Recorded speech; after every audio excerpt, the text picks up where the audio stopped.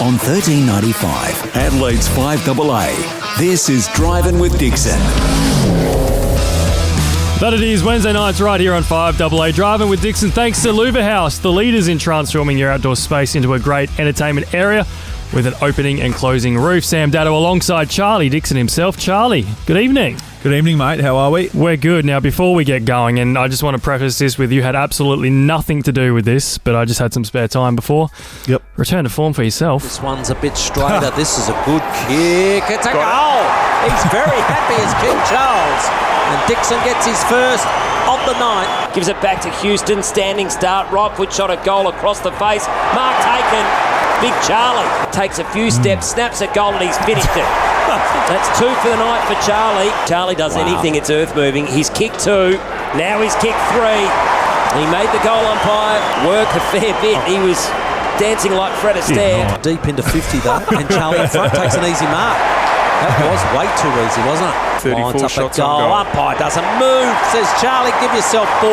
4 goals for Charlie Dixon. You had a pretty quiet weekend, didn't you? Yeah, well, sort of felt all right for once, which was nice. I mean, well, that's it. You know, it's back against the wall sort of thing. I still think I can contribute, so I'm looking forward to this weekend, that's for sure. Friday night against Carlton, big game. Yes, massive game. So, but anyway, enough of that jump. Yeah, we're here to talk about cars. Yes, we have some racing going on over the weekend, and our boy Oscar, our other boy. Controversy. Yeah. It was just, if you haven't caught up with it, this is how it ended. So that was Oscar winning the Hungarian Grand Prix. Jeez, he likes to put a bit of mayo on it, that guy, didn't he? I was like, that was very long-winded. What did he start from his last lap or what? And then, by the time he got around, anyway. So Oscar won, but Lando's thrown the toys out of the cot. Sore loser. Did not want to give that place back because his own team undercut Oscar. Yep. So, if Lando had started well, like Oscar was just a cracking start. Out of the blocks and gone. Yep. They are very fast. McLaren are very fast at the minute, haven't they? So they were talking they wanted to undercut Lewis. They wanted to protect Lando from Lewis undercutting him. Yeah. But Lewis went first anyway. And then they went and undercut Oscar. Which meant Lando was in the lead. Yeah. Was in the lead and Oscar came in afterwards. I just don't understand that. For those who don't follow Formula One too closely, the leading car, most motorsport, the leading car, when you have a pit bay that you share, the leading car gets priority of when they want to pit because it's obviously the best for them. Yeah. Lewis had pitted, so he was on new tyres and he was coming. Yeah. So they were, I'm assuming, worried that if they pitted Oscar first, he'd get Lando. Lewis would get Lando. Yeah. So by pitting Lando first, they jumped Oscar, but Lewis didn't overtake Lando. No. So they were going to resort it back out on the track, which then Lando threw the toys out of the cot, which I thought was very interesting. It reminded me a lot of Red Bull Multi-21, Seb and Webber, when Seb just took him when he wasn't supposed to. Anyway, that's going back a while. Yeah. But did you see Lando in the post-match cool-down room? Throw the hat down. Even having a crack at Lewis Hamilton. I know. Of the year. Cool-down room time. You guys are fast. You had a fast car 7 years ago. 7 years ago. You had a quick car. You made the most of it. No, I wasn't complaining. I was just complimenting your car. I couldn't believe it. And Lewis was just like, geez, you guys are fast. And he's like, well, you were fast 7 years ago. And it's like, hang on. He was just stating a fact. And you've cracked him one. That is so childish. I mean, I know we're competitors and you sort of do and say things that, when you're in the moment, but he wasn't even in the moment. He was cooling down. He was cooling down. It's called the cool down room. In the cool down room. It's like, come on, mate. I mean, you're second. Yeah, you want to be first, of course. That's why they're in it to do it. But it's also, you need a good team. It's a team that sort of gets them through. He's 24 years of age. Oh, and then you look at Oscar, who is one of the most level-headed guys, I think, ever in Formula One. He's 23. Yeah, I know. That's wild. So age is no excuse, Lando. No, it's just pure carry on. And Lando's been one of my favourite for a while now, but that's put a bit of a stain on it. Absolutely. I mean, I just can't have that sort of stuff. And he just whinged the whole time. He actually got a rep from his bloke on the thing saying, takes a team to win a championship, not one. And then he then he let him go past. Yep. It's like, yeah, you bloody little bastard. Pick him up and throw him. Pretty much. That wasn't the only motorsport on the weekend, though. No. V8 Supercar. Sydney. Sorry, Supercars. Supercars. No, V8 Supercars. That branding's gone well, hasn't it? Yeah. That's a rant Sydney. I've already done. Under lights. Looked pretty cool. I only caught a bit of it. Here's the end of race 15. Out of the final corner now, race number 15 of the championship after great driving and wonderful strategy play. Chaz Mostert for the motorway Optus Mustang. So for a change, Red Bull wasn't winning on the weekend. McLaren in Hungary, Yeah. WAU, Walkinshaw Andretti United in Sydney. Chaz winning both races. Will Brown was on the podium, finished third in race 16, but there was no Red Bull car in race 15 in the top 5. It's a refreshing change. And I watched race, I think I watched some highlights of race, might have been 15 or 16. The top 5 were Mustangs. Yeah, so that was race 15. That was a Saturday night. was- So yeah. Chaz Mostert was first, Matthew Payne second, Thomas Randall third, Will Davison fourth, Anton De Pasquale fifth. Top 5 were Top Mustangs. 5 Mustangs. Yeah. They're making a comeback. Yeah. Yeah. We'll see if it's more than one race.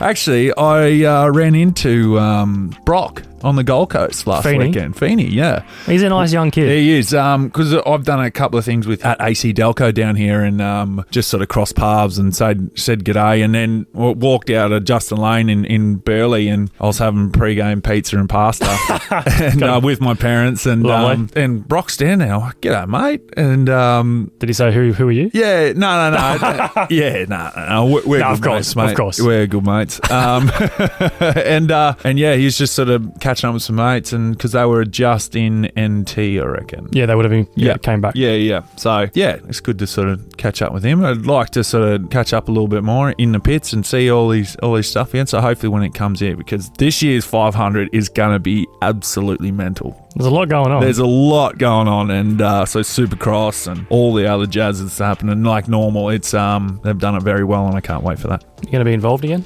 Of course I am. Do we know how yet, or is it still Don't under know wraps? yet. I don't know yet. I just they keep saying to me every year, "We're going to get you in a car. Going to get you in a car." And it Like, doesn't happen. It doesn't happen. Put me in a car. Let me go do some laps. And even if it's my car, even if I get the Monaro down the main straight, just doing a big power skid, That'd be cool. that'd be pretty cool. Yeah. So we'll get onto them and razz them up and get them to find me a car, even one of the trucks, one of the utes. Anything will do. Actually, the trophy trucks are back. Yeah, the jumping ones. Yeah, that's the go. Is it though? What do you mean, is it though? Is it really racing? It is racing. Of course it is. It is literally one of the best things to watch. It's a great spectacle, I'll give you that. Yeah, and they actually rub and race and like big dive bombs and like it's like playing a video game. It's when they go through a 90-degree corner and one of the front left rights in the air. exactly. It's wagging to the crowd. Yeah. Oh, Insane. it is. I know it's not like your typical sort of la-di-da racing heads, but like that's just like pure excitement. Pure entertainment, yeah. Yeah. Which is what a lot of the racing series do lack. Yeah, And we say this all the time. Boring races. I'll give you that. There's never a boring race when it comes to the stadium trucks. Absolutely not. So, I mean, credit to them. Bring them back. Let's go. Yeah, Get me a drive. Oh, with a club like that, jumping 10 feet in the air. Before we get to the break, but that's some motorsport news. Anything going on in your world? Plenty. There's always plenty. There's always plenty. I want to talk about high ultra-powered vehicle license that comes in on the 1st of December. Yep. So I applied for that this morning. So you enroll or something to it. So $61, paid for that. What's next? I don't know. I haven't got anything. So you've gone online, entered your details, Yep. applied, paid your money, Paid the money. got your receipt, Yeah, got my receipt. but nothing else. But nothing else. It's called the UHPV. So this is how they do it. So a gross vehicle mass up to 4.5 tonne and a power to weight ratio of 276 kilowatt per tonne or more. So Monaro 1.9 or 1.7 tonne. I'm not going to incriminate myself. It's got enough power. So like that is probably why I'm doing it. I'll have to have one of them to drive it. So it made 600 and something kilowatts. Obviously I'm gonna have to have this license so I can drive that. And then also the stuff I do with Zagami, anything over that, you've got to have it. But I don't know what the next step is. I'm waiting for an email or something to say go, because it says you enroll. Yep. So to apply for this thing, and I applied for it, and I'm trying to work it out. Do you have to do a course or something? It's an online course. There's no driving. Okay. There's no driving. So what's the point of proving that you're able to It is perform acts in a high-powered vehicle if there's no ultra high-powered vehicle? If there is no driving test? From what I've seen, it is anyone could just do it. Anyone can do it, yeah. It's about talking about turning traction control off and not turning it off and leaving it on. Okay. And what you have to do when in these sort of things. It's we need defensive driving courses for licenses, not just an ultra power car, for people to be able to drive properly. I've had rants about this all the time, and we don't have enough time for me to go through this. Yep. But we need people to be doing defensive driving courses before they get their license. As a learner, you should have to be able to tick that box that you can control a car when you hit water and go sideways and bring it back, or at least come to a stop. Yep. It's outrageous that this is the outcome of someone who crashed a Lamborghini doing something stupid and killed someone. And that's not the outcome. It's actually teaching someone how to drive properly. This is just a tick of a box for the government at the moment, and it's $60. And then I'll probably have to pay to get the license redone anyway, so then there's probably more money on top of it. It's just, I just think it's either do it properly, or don't do it at all. Yeah. Exactly. Have a proper defensive driving course for people who are getting their license, learners, like you do it on a motorbike. Yep. It's like a 2-day course, isn't it? It's a 2-day course for your Ps, and then to get on your opens, you got to do another one, and that's in 3 years' time. Before you can operate a high-powered motorbike, we have literally, I don't even want to say it, we've got idiots out there driving who should not even be driving with some of the stuff that happens here in Adelaide, just day to day, and you wonder how they got their license. So, But anyway, that's a little bit of a rant. We've got another one. We've got another one coming home. So stick around. All thanks to Luba House. We'll be back shortly. Driving with Dixon on 5AA. On 1395, Adelaide's 5AA. This is Driving with Dixon. It certainly is Wednesday nights here on 5AA. Welcome back, Sam Dado, Charlie Dixon, for Driving with Dixon here on 5AA. And Charlie, you've been seeing something interesting online? Yes. So over in the States, they call them the motorhome. Cletus McFarlane's got one. It's basically a motorhome with a big car trailer behind it, and it's a truck. So proper truck, proper semi sort of. Posted one on my social, driving with Dixon socials the other day, and it's all I've been seeing lately. And one on the My 105 website, and it just sells cars and trucks and race cars and all that sort of stuff. One popped up, and it is it's a Kenworth. It's a T410 2021 model. It's only got 50,000 Ks on it, and it is my dream to have this thing. And my dream is to have the HX, the Monaro, in the back, and it's a proper home. It's got generator, kitchen, bathroom. It is massive, beautiful. And when we put this clip together, I'll show you photos of it. But it is unbelievable. It's got full generator, barbecue, all that sort of jazz. Everything you need. Washing machine, dryers. You name it, you can live. And I want to be able to get in something like this and travel around Australia, go to all the key drag events, all the key car events, and film the whole thing and make a TV show out of it. That is my dream. But a 2021 Kenworth. 2021 Kenworth. What price range are we talking? All right, so this is the catch. It is $750,000. So I might not be buying one. I reckon if I message this guy and see if he'd be willing to lend it to me, I'll rent it off him for 6 months. I think that'd be the go, because I'd have to sell my house. and then just live in that. Hey, I'd be happy, but I don't know if my girlfriend and my dogs would be too happy about being on the road 24/7. But we could pull up anywhere and just live anywhere. But yeah, so that's the dream. It's always good to have a dream. Exactly. You got to strive to these things, Let's rip through a few questions before we wrap up here, because of course we've got to run before we end the show as well. Lockie's messaged in saying, what oils do you use or prefer in your vehicles? Whatever's laying around in the shed at the moment. I've been talking to Penrite. They're a chance to sort of come on and supply with some oil, so I'll be using their stuff. But I've used, I think whatever I had in there was the last Valvoline or something like that. Yeah, that's probably it. That was in the Monaro anyway. Zay asks, what car truck is the trickiest to drive? Car or truck? Car or truck trickiest to drive, as in which one?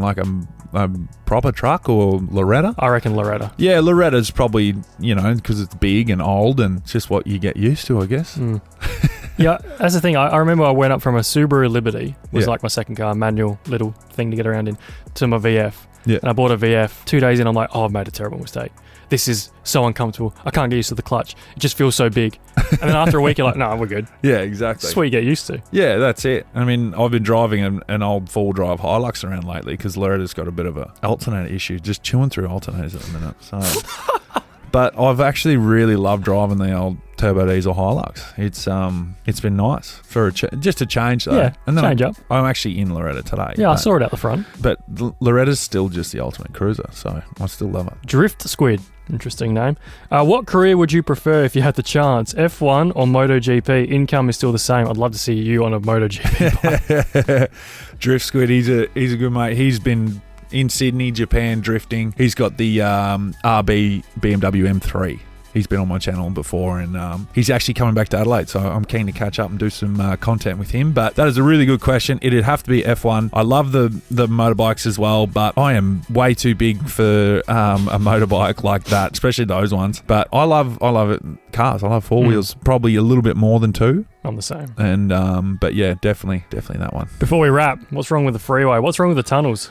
Well, Here we go. I don't know what they're doing, and I don't know if they know what they're doing, because it feels like they just set up. Like, they start setting up from 7. So if I'm at the shed till late and then I come home, you're doing 40 from the bottom, like 60 to 40 at the bottom of the freeway. And there's guys putting cones, and I'm saying cones by the thousands of them, blocking off lanes from like where the speed camera is all the way past the tunnel. And then you change over and you go in, everyone goes into one tunnel. So they've changed, I know they've changed lights over. So the lights are different. I have no idea what else is going on. I probably should jump on and have a look, because every time I'm driving, it just looks like there's a million people up there moving cones around. So, Hyson tunnel works include upgrading tunnel lighting system to new LEDs, installing new automated fire suppression system, upgrading the tunnel ventilation, repairing the tunnel lining and installing monitoring equipment, setting up CCTV, upgrading traffic management and emergency communication systems.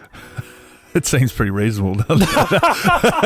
But oh my God, they're just like, the cones are. And I understand this comes back to the people here can't drive properly. Yeah. So that's why we've got to have a million cones out, and we've got to be going 40 kilometers an hour, because otherwise people will fly into a tunnel at 110k an hour and murder someone.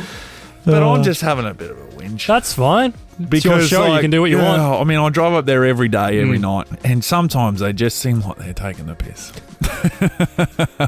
And that's just because I'm doing 40 on the freeway when I should be doing 100. No, 90. Sorry, 90. Yes. And wringing Loretta's neck and chewing fuel and all that sort of stuff. But hey, that's my little rant. I just can't handle how many cones they put out. Oh, and I know that's just the regulations that they have to do, but my God. Sensational, Charlie. That was worth the wait. And that's us done here. All thanks to Luba House, the leaders in transforming your outdoor space into a great entertainment area with an opening and closing roof. Friday night in Melbourne against Carlton. Let's go. Good luck, Charlie. Thank you. Can't port.